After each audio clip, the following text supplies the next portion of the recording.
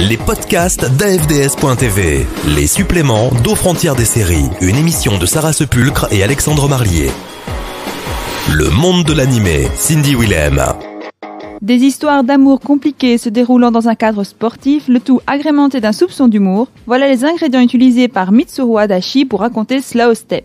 L'histoire de cet animé japonais suit les aventures de Minatsu Nakasato, une jeune fille populaire depuis qu'elle est devenue la meilleure joueuse de softball de son école. Et cela lui vaut un certain nombre de prétendants, notamment Shu, son ami de classe et membre du club de boxe du lycée, mais aussi son coach sportif qui voit en elle sa future compagne qui pourrait lui préparer de bons petits plats. Mais un événement va perturber l'existence de Minatsu. Témoin d'un accident de la route et délit de fuite, la lycéenne veut témoigner, mais se fait rapidement rattraper et agresser par les malfrats.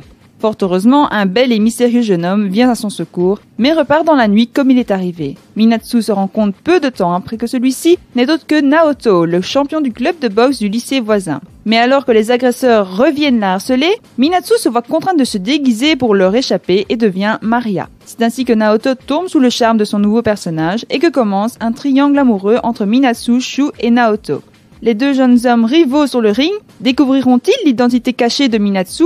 Qui de ces nombreux prétendants gagnera le cœur de la jeune héroïne? Il faudra attendre le 5e et dernier épisode de la série pour le découvrir. Réalisé par Kunihiko Yuyama en 1991, Yuyama qui a également travaillé sur la production de Pokémon, la série animée est en réalité une adaptation du manga de Mitsuru Adachi. Il ne réalisera que 5 épisodes de 45 minutes pour raconter cette histoire, alors que le manga comptait lui 7 volumes et fut publié entre 1986 et 1991 dans le magazine Chiao. Ce qu'il faut savoir, c'est que la version animée comporte quelques différences avec le manga, notamment la fin. On se rend compte encore une fois qu'il suffit à Adachi de ressortir sa bonne vieille recette miracle, c'est-à-dire mêler l'amour, le sport et l'humour pour créer une série à succès. Car oui, Slow Step est une série animée qui vaut très certainement le détour. Son intrigue premièrement est très attirante, car c'est peut-être cliché, mais les histoires d'amour et les conflits sportifs, ça crée une tension et tient en haleine. Les images, elles, sont bien dessinées, tout en restant simples, et le langage est quant à lui facile à comprendre. Maintenant, il est vrai que cette simplicité pourrait être considérée comme un point négatif et renvoyer à quelque chose d'un peu vieillot,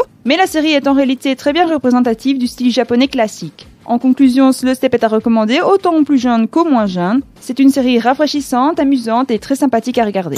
Les podcasts d'AFDS.tv, aux frontières des séries.